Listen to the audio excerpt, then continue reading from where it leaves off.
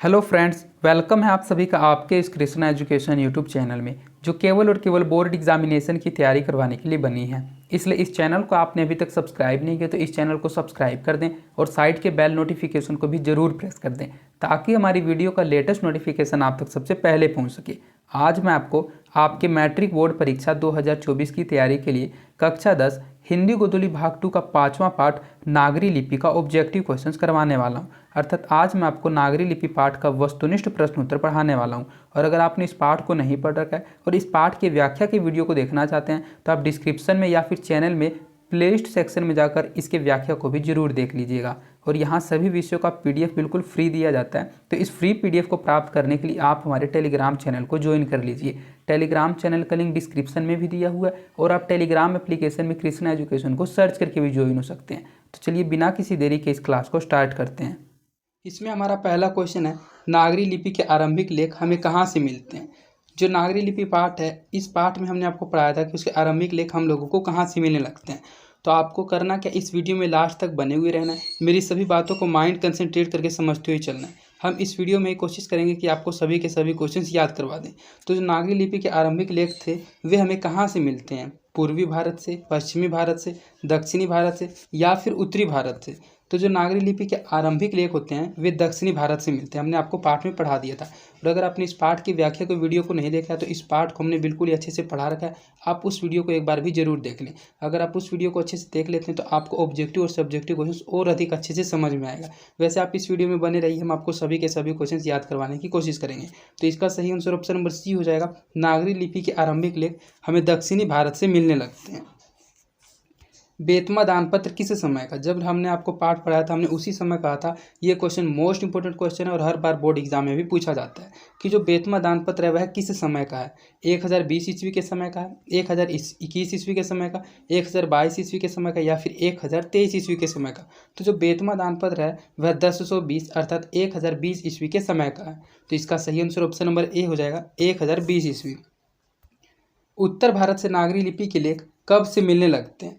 जो उत्तर भारत हमारा है उस उत्तर भारत से जो नागरी लिपि के लेख मिलने लगते हैं वे कब से मिलने लगते हैं, 8वीं सदी से, 6ठी सदी से, 9वीं सदी से या फिर 4थी सदी से। तो उत्तर भारत से जो नागरी लिपि के लेख है वे हम लोगों को 8वीं सदी से ही मिलने लगते हैं। तो इसका सही आंसर ऑप्शन नंबर ए हो जाएगा, 8वीं सदी से। गुणाकर मूल्य ने मिडिल सत्र की पढ़ाई किस भाषा में की। जो गुणाकर मूल्य हैं जो इस पाठ के लेखक हैं, पाठ का हमारा नाम नागरी लिपि है और नागरी लिपि पाठ के लेखक गुणाकर मूल्य हैं। तो जो गुणाकर मूल्य थे उन्होंने मिडिल सत्र की पढ़ाई किस भाषा में की थी, मराठी भाषा में, पंजाबी भाषा में, बांग्ला भाषा में या फिर अंग्रेजी भाषा में।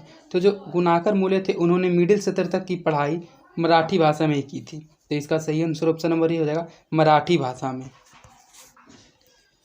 मूल्य ने अंग्रेजी व हिंदी की पढ़ाई कहाँ पर की। मूल्य जी से यहाँ तात्पर्य गुणाकर मूल्य जो इस पाठ के लेखक हैं। तो इस पाठ के जो लेखक है गुणाकर मूल्य, उन्होंने अपनी प्राथमिक पढ़ाई मराठी भाषा में की थी, जो इससे पहले वाले क्वेश्चन में आपने पढ़ लिया। तो इसमें पूछा जा रहा है कि जब उन्होंने अंग्रेजी व हिंदी की पढ़ाई की थी तो वह कहाँ पर की थी, दिल्ली में की थी, जौनपुर में की थी, वर्धा में की थी या फिर इलाहाबाद में की थी। तो आपने पाठ में पढ़ा था कि जो गुणाकर मूल्य जी थे वे हिंदी और अंग्रेजी की पढ़ाई करने के लिए वर्धा चले गए थे। तो इसका सही आंसर ऑप्शन नंबर सी हो जाएगा, वर्धा में। मूल्य ने अंग्रेजी व हिंदी की पढ़ाई वर्धा में की थी। नेपाली भाषा किस लिपि में लिखी जाती है। जो नेपाली भाषा है वह किस लिपि में लिखी जाती है, गुरुमुखी लिपि में, खरोष्ट लिपि में, ब्राह्मणी लिपि में या फिर देवनागरी लिपि में। तो जैसा कि आप जानते हैं कि जो हिंदी भाषा वह देवनागरी लिपि में लिखी जाती है, तो उसी प्रकार नेपाली भाषा भी देवनागरी लिपि में ही लिखी जाती है। तो इसका सही आंसर ऑप्शन नंबर डी हो जाएगा, नेपाली भाषा देवनागरी लिपि में लिखी जाती है। गुणाकर मूल्य का जन्म कब हुआ। जो गुणाकर मूल्य हैं जो इस पाठ के लेखक हैं उनका जन्म कब हुआ था, 1935 ईस्वी में, 1936 ईस्वी में, 1937 ईस्वी में या फिर 1938 ईस्वी में। तो जो गुणाकर मूल्य जी थे उनका जन्म 1935 ईस्वी में हुआ था। तो इसका सही आंसर ऑप्शन नंबर ये हो जाएगा, 1935 ईस्वी में। गुणाकर मूल्य का जन्म कहाँ हुआ था।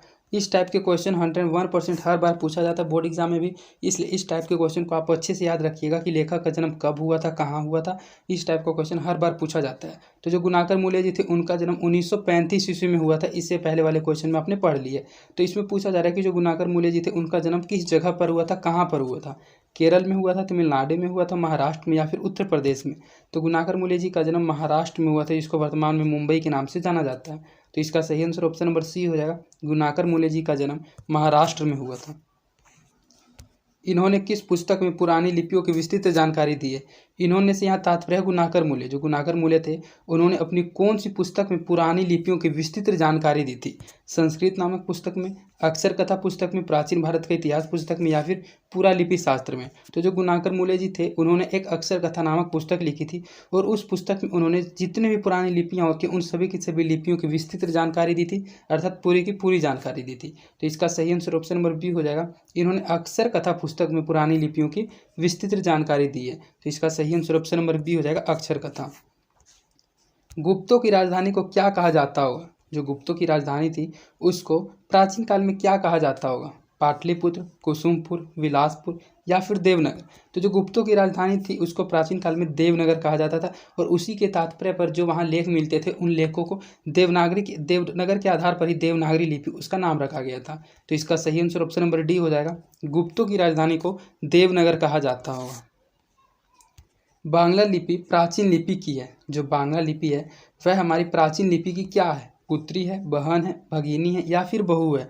तो जो बांग्ला लिपि है वह हमारे प्राचीन लिपि की, जो प्राचीन नागरी लिपि है जिसको देवनागरी लिपि भी कहा जाता है, तो वह प्राचीन नागरी लिपि की बहन मानी जाती है। तो इसका सही आंसर ऑप्शन नंबर बी हो जाएगा। बांग्ला लिपि प्राचीन नागरी लिपि की बहन है। केरल के शासकों द्वारा सिक्कों पर वीर केरलस्य शब्द किस शब्द में लिखी गई है? जो केरल के शासक थे उन्होंने अपने सिक्कों पर वीर केरलस्य शब्द लिखवा दिया था। तो वह जो वीर केरलस्य शब्द था वह किस लिपि में लिखा हुआ था? नागरी लिपि में, ब्राह्मी लिपि में, नंदी नागरी लिपि में, या फिर गुरुमुखी लिपि में?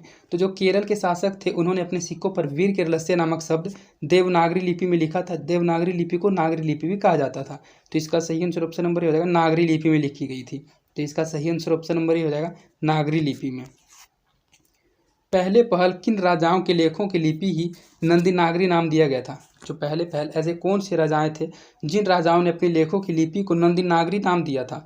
देवगिरी के राजाओं का, विजयनगर के राजाओं का, राष्ट्रकूट के राजाओं का, या फिर चोल राजाओं का? तो जो विजयनगर के राजा थे उन्होंने अपने जो लेख की लिपि थे उस लिपि को नंदी नागरी नाम दिया था।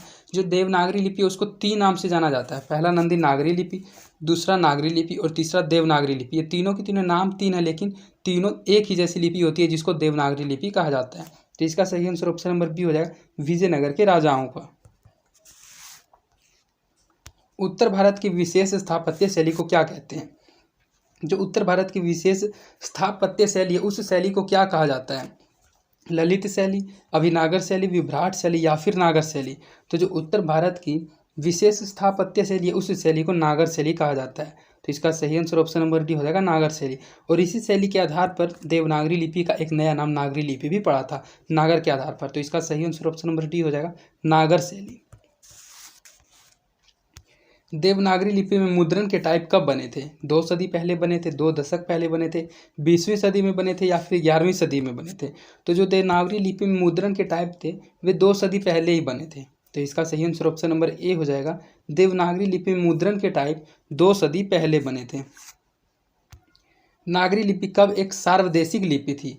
जो हमारी नागरी लिपि है जिसको देवनागरी लिपि के नाम से भी जाना जाता है, यह ऐसी किस समय सार्वदेशिक लिपि थी? अर्थात पूरे देशों में, सभी के सभी देशों में इस लिपि का प्रयोग किया जाता था, यूज किया जाता था। 15वीं सदी में, ईसा पूर्व काल में, 8वीं 11वीं सदी में, या फिर कभी नहीं? तो जो हमारी नागरी लिपि है यह 8वीं से 11वीं सदी में एक सार्वदेशिक लिपि थी। तो इसका सही आंसर ऑप्शन नंबर सी हो जाएगा, 8वीं से 11वीं सदी में। पहले दक्षिण भारत की नागरी लिपि क्या कहलाती थी? जो दक्षिण भारत की नागरी लिपि है उसको पहले किस नाम से जाना जाता था?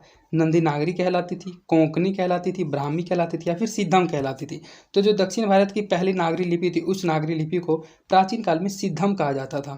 तो इसका सही आंसर ऑप्शन नंबर डी हो जाएगा, सिद्धम कहलाती थी। गुणाकर मूल्य ने विभिन्न विषयों पर कितने निबंध लिखे थे? 1500 से अधिक लिखे थे, 2500 से अधिक लिखे थे, 3500 से अधिक लिखे थे, या फिर 4500 से अधिक लिखे थे? तो जो गुणाकर मूल्य जी थे, जो इस पाठ के लेखक हैं नागरी लिपि पाठ के, उन्होंने 2500 से भी अधिक विषयों पर निबंधों को लिखा था। जैसा कि यह एक निबंध है नागरी लिपि, इसी प्रकार के उन्होंने 2500 से भी अधिक निबंध लिखे थे। तो इसका सही आंसर ऑप्शन नंबर बी हो जाएगा, 2500 से अधिक। भारतीय लिपियों की कहानी किनकी प्रसिद्ध रचना है? यह एक कहानी है एक रचना है, तो पूछा जा रहा है कि यह रचना किसके द्वारा रचित है। भारतीय लिपियों की कहानी, गुणाकर मूले की, नलिन विलोचन शर्मा की, महादेवी वर्मा की या फिर सुमित्रा नंदन पंत की। तो जो गुणाकर मूले जी थे उन्होंने ही भारतीय लिपियों की कहानी की रचना की थी। और यह जो नागरी लिपि पाठ है इसी का एक अंग इसी से संकलित है, मतलब इसी से लिया गया एक अंग है, भाग है। तो इसका सही आंसर ऑप्शन नंबर ए हो जाएगा। भारतीय लिपियों की कहानी प्रसिद्ध रचना है गुणाकर मूले की। इस्लामी शासक का आरंभ काल है 12वीं सदी से, 13वीं सदी से, 14वीं सदी से या फिर 15वीं सदी से। तो जो इस्लामी शासक थे उनका आरंभ काल 12वीं सदी से ही हो गया था। तो इसका सही आंसर ऑप्शन नंबर ए हो जाएगा। 12वीं सदी से इस्लामी शासक का आरंभ हुआ था। गुणाकर मूले की मृत्यु कब हुई थी। जैसा कि हमने आपको बताया, गुणाकर मूले जी का जन्म 1935 ईस्वी में हुआ था। कहाँ हुआ था, तो महाराष्ट्र में हुआ था। तो उसी टाइप क्वेश्चन ये है कि उनकी मृत्यु कब हुई थी, 1995 में, 99 में, 2005 में या फिर 2009 ईस्वी में। तो जो गुणाकर मूले जी थे उनकी मृत्यु 2009 ईस्वी में हुई थी। तो इसका सही आंसर ऑप्शन नंबर डी हो जाएगा, 2009 ईस्वी में। किस शासक ने अपने सिक्कों पर राम सीता की आकृति और नागरी लिपि में रामसीय शब्द अंकित करवाए थे। मतलब ऐसा कौन सा शासक था जिस शासक ने अपने शासनकाल के दौरान सिक्कों पर राम और सीता का चित्र अर्थात उनकी आकृति बनवाई थी और नागरी लिपि में रामसीय शब्द भी अंकित करवाए थे। तो वह शासक कौन था। शेरशाह सूरी, हरिहर, अकबर या फिर चंद्रगुप्त द्वितीय। तो अगर आपने पाठ को पढ़ा होगा तो आप 101% सभी क्वेश्चंस का आंसर मेरे बोलने से पहले ही आपको पता चल जाता होगा। और अगर आपने पाठ को नहीं पढ़ा होगा तब आपको इंतजार करना पड़ता होगा कि मैं कब आंसर बताऊं। और अगर आपने इस पाठ की व्याख्या को वीडियो को नहीं देखा है तो आप इस पाठ की व्याख्या की वीडियो को एक बार जरूर देख लीजिएगा, क्योंकि अगर आप पाठ को अच्छे से पढ़े हुए रहिएगा तो आप सभी के सभी ऑब्जेक्टिव और सब्जेक्टिव क्वेश्चंस को बिल्कुल ही ईजी और बिल्कुल ही अच्छे से बना दीजिएगा। तो ये सभी के सभी बात हमने आपको पाठ में बिल्कुल ही अच्छे से समझाए थे। तो वह जो शासक था उस शासक का नाम अकबर था। तो इसका सही आंसर ऑप्शन नंबर सी हो जाएगा, अकबर। और अगर आपने पाठ को नहीं पढ़ा तो आपको कम से कम इस वीडियो को 2 बार रिपीट कर देखना होगा। तो आप 2 बार रिपीट करके देख लेंगे तो आपको इस सभी क्वेश्चन के आंसर याद हो जाएंगे। तो वह जो शासक था उस शासक का नाम अकबर था। उन्होंने अपने शासनकाल के दौरान अपने सिक्कों पर राम सीता की आकृति बनवाई थी और नागरी लिपि में रामसीय शब्द भी अंकित करवाए थे। तो इसका सही आंसर ऑप्शन नंबर सी हो जाएगा, अकबर। नागरी लिपि शीर्षक निबंध के निबंधकार कौन है। यह जो नागरी लिपि है, जैसा कि हमने आपको बताया, नागरी लिपि एक निबंध है। तो इस निबंध के निबंधकार कौन है, मतलब नागरी लिपि पाठ के रचयिता कौन है। गुणाकर मूले, रामचंद्र शुक्ल, डॉक्टर भोलनाथ तिवारी या फिर बाबूराम सक्सेना। तो इस क्वेश्चन का आंसर तो मैंने बहुत बार बोल चुका है कि इस पाठ के लेखक गुणाकर मूले है, अर्थात नागरी लिपि शीर्षक निबंधकार के निबंधकार गुणाकर मूले ही हैं। तो इसका सही आंसर ऑप्शन नंबर ए हो जाएगा, गुणाकर मूले। नागरी लिपि शीर्षक पाठ किस पुस्तक से लिया गया है। अक्षरों की कहानी से, भारतीय लिपियों की कहानी से, अक्षर कथा से या फिर इनमें से किसी से भी नहीं। तो इससे पहले ही हमने आपको बताया था कि जो भारतीय लिपियों की कहानी है इसकी रचयिता गुणाकर मूले ने की थी। और गुणाकर मूले ने नागरी लिपि शीर्षक पाठ जो है इस पाठ को इसी पुस्तक से लिया था, इसी पुस्तक का यह एक भाग है। तो इसका सही आंसर ऑप्शन नंबर बी हो जाएगा, भारतीय लिपियों की कहानी से ही इसी पुस्तक से नागरी लिपि पाठ को लिया गया। तो इसका सही आंसर ऑप्शन नंबर बी हो जाएगा, भारतीय लिपियों की कहानी से। मराठी भाषा की लिपि कौन सी है। जो मराठी भाषा है इसकी कौन सी लिपि है, ब्राह्मी लिपि है, नंदी नागरी लिपि है, देवनागरी लिपि या फिर मराठी लिपि है।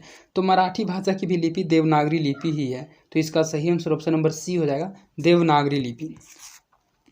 टकसाल का संबंध है, यह जो टकसाल है इसका संबंध किस चीज़ से है। सिक्कों से है, अभिलेखों से है, लिपि से या फिर अनाज के ढेरों से है। तो जो टकसाल है इसका संबंध सिक्कों से ही होता है। तो इसका सही आंसर ऑप्शन नंबर ए हो जाएगा, टकसाल का संबंध है सिक्कों से। सरवन बेलगोला स्थान का संबंध है, यह जो सरवन बेलगोला स्थान है इस स्थान का संबंध किस धर्म से है। जैन धर्म से है, बौद्ध धर्म से है, सिख धर्म से या फिर वैष्णव धर्म से। तो जो सरवन बेलगोला स्थान है इस स्थान का संबंध जैन धर्म से ही होता है। तो इसका सही आंसर ऑप्शन नंबर ए हो जाएगा, जैन धर्म से है। सिद्धम क्या है, जैसा कि हमने आपको बहुत बार बता चुका है कि यह जो सिद्धम यह क्या है, एक मंत्र है, एक सिर योगी है, एक साधु है या फिर एक प्रकार की लिपि है। तो यह जो सिद्धम है यह एक प्रकार की लिपि के अंतर्गत आती है। तो इसका सही आंसर ऑप्शन नंबर डी हो जाएगा, एक प्रकार की लिपि है। किसे देवनागरी की संज्ञा दी गई है, प्रयाग को, काशी को, मथुरा को या फिर उज्जैन को। तो यह जो काशी नगरी है उसी काशी नगरी को देवनागरी की भी संज्ञा दी गई थी। तो इसका सही आंसर ऑप्शन नंबर बी हो जाएगा, काशी। देवनागरी की संज्ञा किसे दी गई है, तो काशी को दी गई है। हिंदी के आदि कवि कौन है, यह मोस्ट इंपॉर्टेंट क्वेश्चन है जो आपके जनरल नॉलेज के लिए बहुत ज़्यादा इंपॉर्टेंट है। और इस क्वेश्चन का आंसर आपको हमेशा याद रहना चाहिए कि जो हिंदी के आदि कवि हैं वे कौन है। श्रहपाद हैं, तुलसी है, वाल्मीकि या फिर निराला है। तो जो हिंदी के आदि कवि हैं वे श्रहपाद हैं। आप अच्छे से याद रखिएगा, यह क्वेश्चन 101% बोर्ड एग्जाम में हर बार पूछा जाता है और मोस्ट इंपॉर्टेंट क्वेश्चन है कि हिंदी के आदि कवि कौन है। तो हिंदी के आदि कवि श्रवपाद हैं। तो इसका सही आंसर ऑप्शन नंबर ए हो जाएगा, श्रवपाद। अमोद वर्ष कौन था? एक विद्वान था, प्रख्यात राष्ट्रकूट राजा था, एक कवि था या फिर राजवध था? तो जो अमोद वर्ष था यह एक प्रख्यात राष्ट्रकूट राजा था। तो इसका सही आंसर ऑप्शन नंबर बी हो जाएगा, अमोद वर्ष प्रख्यात राष्ट्रकूट राजा था। मिहिर भोज की ग्वालियर परिस्थिति किस भाषा में है? जो मिहिर भोज की ग्वालियर परिस्थिति है, यह परिस्थिति किस भाषा में है? प्राकृत भाषा में, अपभ्रंश भाषा में, संस्कृत भाषा में या फिर हिंदी भाषा में? तो मिहिर भोज की जो ग्वालियर परिस्थिति है यह संस्कृत भाषा में। तो इसका सही आंसर ऑप्शन नंबर सी हो जाएगा, संस्कृत भाषा में। बेतमा कहाँ है? यह जो बेतमा दानपत्र हमने आपको बताया कि बेतमा दानपत्र 1020 ईस्वी के समय का। तो यह जो बेतमा दानपत्र है यह कहाँ पर है? इंदौर के पास है, इलाहाबाद के पास है, पुणे के पास है या फिर पटना के पास है? तो जो बेतमा है यह एक जगह का भी नाम है और यह इंदौर के पास है। तो इसका सही आंसर ऑप्शन नंबर ए हो जाएगा, बेतमा कहाँ है? तो बेतमा इंदौर के पास है। दक्षिण भारत के पांड्य प्रदेश किस राजा के पलियम ताम्रपत्र मिले हैं? जो दक्षिण भारत के पांड्य प्रदेश से उसमें किस राजा के पलियम ताम्रपत्र मिले हैं? महेंद्रपाल राजा के, राजा वर्गुन के, राजा भोज के या फिर श्रीगंग राजा के? तो जो राजा वर्गुन थे उस राजा के दक्षिण भारत के पांड्य प्रदेश में पलियम ताम्रपत्र मिले हैं। तो इसका सही आंसर ऑप्शन नंबर बी हो जाएगा, राजा वर्गुन के मिले हैं। तो इस प्रकार आपका इस वीडियो में इस पार्ट का 34 ऑब्जेक्टिव क्वेश्चंस कंप्लीट करा दिया गया, जो मोस्ट इंपॉर्टेंट क्वेश्चंस थे। मैंने इस पार्ट से जितने ऑब्जेक्टिव क्वेश्चन छांट सकता था उतने ऑब्जेक्टिव क्वेश्चन छांट के आपको पढ़ा दिया है और इसके बाद इसका सब्जेक्टिव क्वेश्चंस भी जल्द ही लाया जाएगा। और अगर आपको इसके ऑब्जेक्टिव क्वेश्चंस का PDF का आंसर सहित PDF चाहिए तो आप टेलीग्राम चैनल को ज्वाइन कर लें। टेलीग्राम चैनल पर इसका PDF अपलोड कर दिया जाएगा। और अगर आपने अभी तक इस वीडियो को शेयर नहीं किया तो इस वीडियो को अपने दोस्तों के भी ज़्यादा से ज़्यादा शेयर करें और आप हमारे वीडियोज़ को लाइक भी ज़रूर कीजिएगा। इससे हमारा मोटिवेशन बना हुआ रहता है।